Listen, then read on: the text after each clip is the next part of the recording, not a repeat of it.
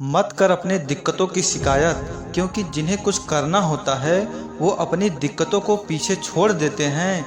याद रखिए, ऊंचाई पर वही पहुंचते हैं जो बदला नहीं बदलाव लाने की सोच रखते हैं। नमस्ते दोस्तों, मैं पंकज वर्मा स्वागत करता हूं अपने इस YouTube चैनल पर। आज का मोटिवेशनल कहानी एक कारीगर की कहानी है, तो चलिए इस कहानी को शुरू करते हैं। एक बार की बात है, एक सेठ के यहाँ एक कारीगर मकान बनाने का काम करता था। समय के साथ जब कारीगर बूढ़ा हुआ तो कारीगर ने सेठ से कहा कि अब मैं अपने काम से रिटायर होना चाहता हूँ। सेठ ने कुछ सोचा और कारीगर से कहा कि चलो तो फिर जाते जाते एक मकान और बना दो। तो कारीगर ने ऊपरी मन से एक और मकान बनाने के लिए हाँ कर दी। अब कारीगर मकान तो बना रहा था, लेकिन उसका मन काम करने में नहीं लग रहा था। सोच रहा था कि सेठ के यहाँ इतने साल से काम किया तो फिर जाते जाते कुछ देने के बदले मुझसे काम करवा रहा है। इसी सोच से काम करने के कारण घर भी सही नहीं बन पा रहा था।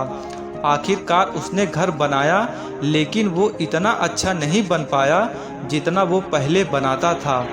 काम पूरा करके सेठ के पास गया।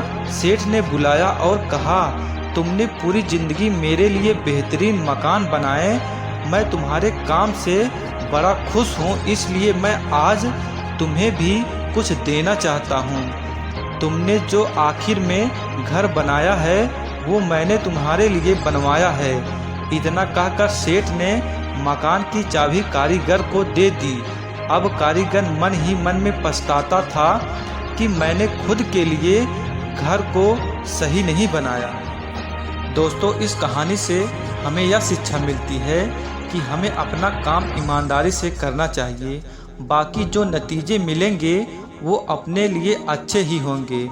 कर्म करते रहना चाहिए, फल की इच्छा नहीं करनी चाहिए। इसलिए हमें अपनी तरफ से 100% देना है, ताकि बाद में हम यह ना कह पाएँ कि मैंने पूरी कोशिश नहीं की और अपनी तरफ से पूरा प्रयास नहीं किया।